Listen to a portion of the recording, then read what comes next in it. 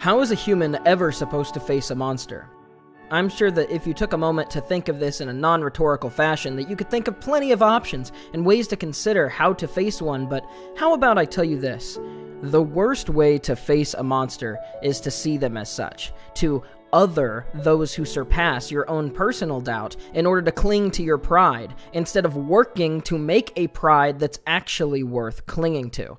Not to get ahead of myself, with the conclusion of Haikyuu to the top, in my eyes, the major character arc for Hinata has now largely been completed, barring the eventual time skip. So let's walk through the process in the best way I can think of. Almost immediately in Season 4, Hinata forces himself into a training camp where he is unable to play, but given place to be a simple ball boy and observe.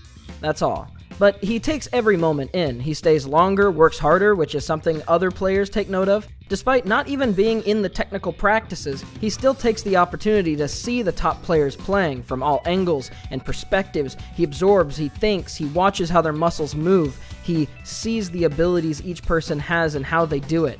When one player gets bummed out a few episodes in, feeling picked not because of his talent, but because they were just tall, they without thought let out in earshot of Hinata that they wish he was picked instead of them, and then they feel instant guilt and regret, thinking, well, of course, Hinata feels that way too. He knows that way more than I do. It's almost rude or cruel of me to even bring that up. And then Hinata responds in a way that I genuinely didn't expect, but is totally perfect to his character. He asks in a somewhat tongue-in-cheek manner, "You mean you wish that we were both chosen, right?" He then goes on to cheer up the player, although in Hinata's own mind he is deriding him. People ask, what is the point of lifting up your competition? Well, Hinata's mindset is clear, and has become more clear since he befriended Kenma in Season 1 and even before. All of these people, they are talented, hardworking. All of these people are his challengers. But what good does it do him if they stay in the dirt? He needs them all to fly, and fly as high and as much as they can, so that he is pushed to fly even higher. He doesn't care if it makes it harder on him to win. He welcomes it, because it's passionate people coming together, expressing their abilities, the amount of love that they have for something, and if he loves volleyball that much, why wouldn't he want as many people as possible to play with and against him? He knows asking, helping, building up all of these people, taking advice is giving him an opportunity to grow, ability to learn, and that's really all that he wants, to love volleyball even deeper. This is a long change only now fully realized, and even then not noticed by people until the practice right before their first nationals game when he loses his shoes, and some people doubtfully attribute that lack of nervousness to the situation. As a viewer, you know better, of course. You've seen that part of him was finally conquered in that training camp. You see, in middle school, Hinata worked his best, and primarily through a constant crushing denial, develops a more hungry desire to play. But with the lack of people in his particular middle school, he is stunted, bringing together just a group of ragtag unpassionate friends. Still, his passion somewhat brings him together, and he practices in any conventional and many unconventional ways just in order to feel closer to that place. The national stage that he always looks up to, that shining moment in his head where his height doesn't constrain his identity like the little giant. Unfortunately for Hinata at this moment, volleyball is not a one-man team, so the endless effort of middle school fails as he enters high school. But he's able to then see Karasuno, the place that incited his inspiration, his love for volleyball, the giant on the TV, the core of his fire. His high school growth is actually represented very concisely with visual storytelling in the anime, and because I don't like to unnecessarily bog down videos with tons of unnecessary information, I'm just gonna go this route. In the first OP, it shows him spiking with his eyes closed. OP2, spiking, then opening his eyes as the moment goes, and finally OP4, showing full eyes on the ball, and not even for a true spike, but a fake out. This visual storytelling wonderfully parallels Hinata's reliance on himself and his instincts, something he had to learn, training so long alone, and slowly shows the reliance, the recognition and trust for his teammates as he goes on.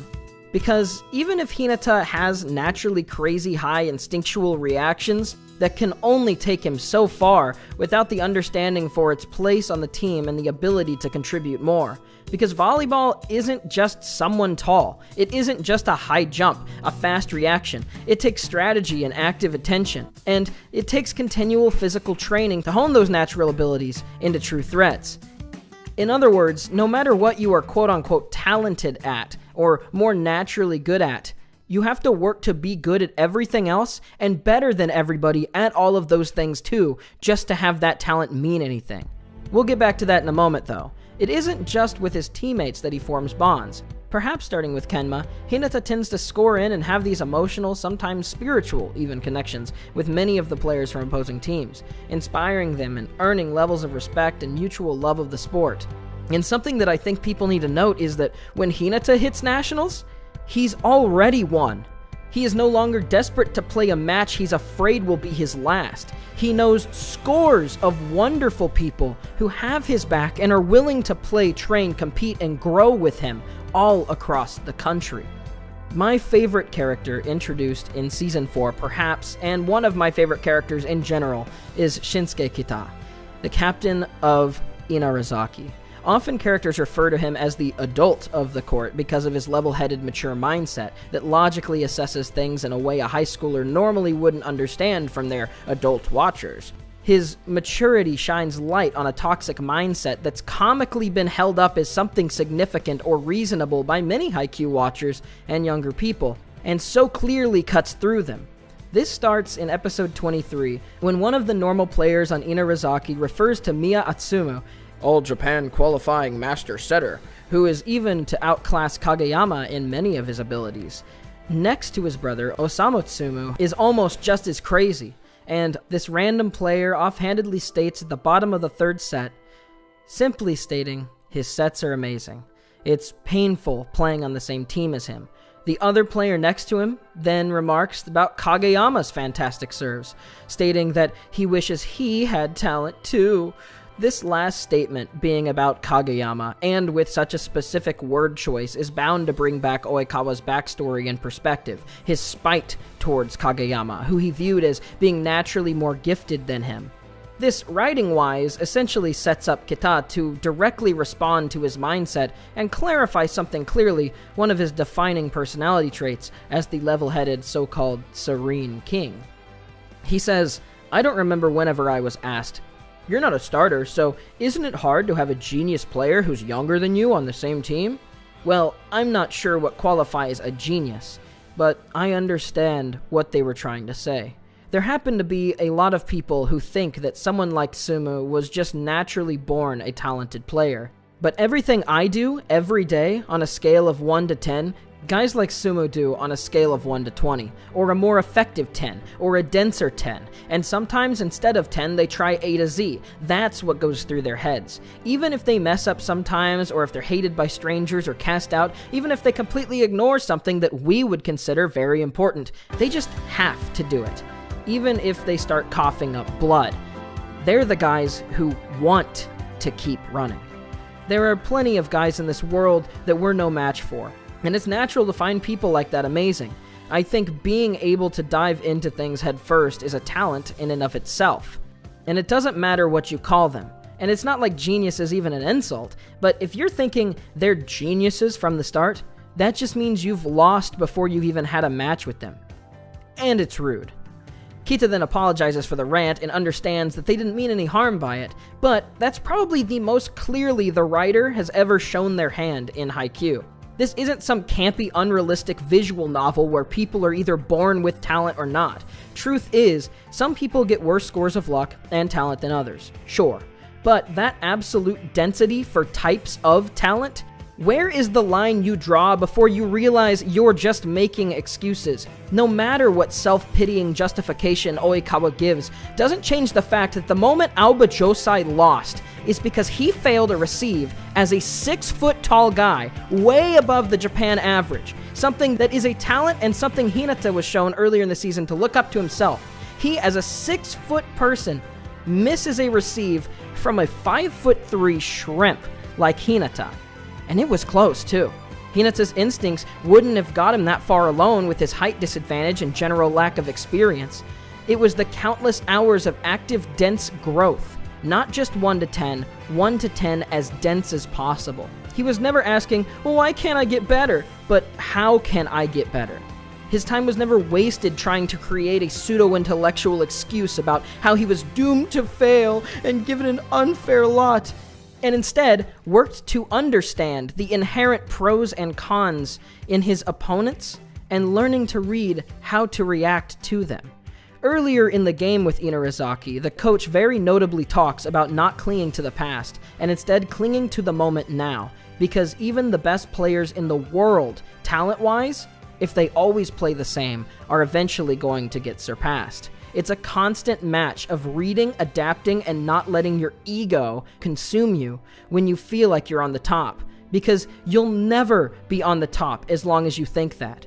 Kageyama is notably shorter than Oikawa for one thing, but he is naturally better at reading the court. However, he is also bad at communicating and getting along with others, something that Oikawa has in spades. There is no all beats one trump card in volleyball or life, and pretending the result of said position is void of your own decisions is, as Kita said, admitting defeat before the game has even begun. The only way that you will know your limit, the limit of your collective positive and negative attributes or quote-unquote talents, is to push them to the limit. That being said, it requires countless time and difficult dedication. It makes sense to scoff and wonder if that level of dedication is even worth it. But to feel the wall of your dedication slowing you and slowly feeling it isn't worth it isn't a limitation of body or mind, it's will. Then again, Kita proposes that that may be a talent in and of itself. Talent, the word, in many aspects, especially in Haikyuu, is a vague excuse explanation term, too loosely defined to properly describe real people in the real world much of the time it's used, and often neglects or refuses to acknowledge the blood, sweat, and tears that actually got them there. In Kita's words, it's rude. It says, I worked harder than you, I deserve the top, without ever possibly knowing or grasping the dedication of the others that you failed to see. If Kageyama and Hinata didn't work to overcome their weaknesses constantly, didn't understand how their strengths could adapt, and didn't actively work against their natural instincts to improve them, they would have been nothing. They wouldn't have held even the slightest challenge to Aoba Josai or any of their future matches. Thrown into a vague river of this strange term of wasted potential. Yet, in this match, Hinata receives, and he receives well. He does something that he was horrible at starting in the show, something he has no aptitude or talent for beyond, once again, these nice instincts that sometimes work out. Something that he's observed the best players do, and performed countless times in practice matches, and intense moment. He grows, truly becoming a leader.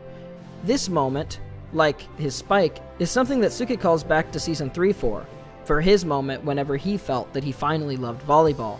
That moment he fell a layer deeper, and Tsuki acknowledges that even a person like Hinata, who loves so purely this sport that brought him a passion and friends, can still fall even deeper in love with the game. This moment deeper, this moment of the aroundedness that make Hinata an all-around good asset to the team with no caveats, is what single-handedly brings his teammates' spirits back from the darkness and gives them the wherewithal to push forward. And that is the birth of a monster, the birth of a leader. Leadership is a funny thing. Socrates put together the idea of a leader that I think has stood the test of time and is often called back to even today, even if the people saying it don't know where the origins come from. It's that old adage that those who seek leadership aren't actually fitting of that role. Because realistically, who would want the responsibility, the stress and pressure? No.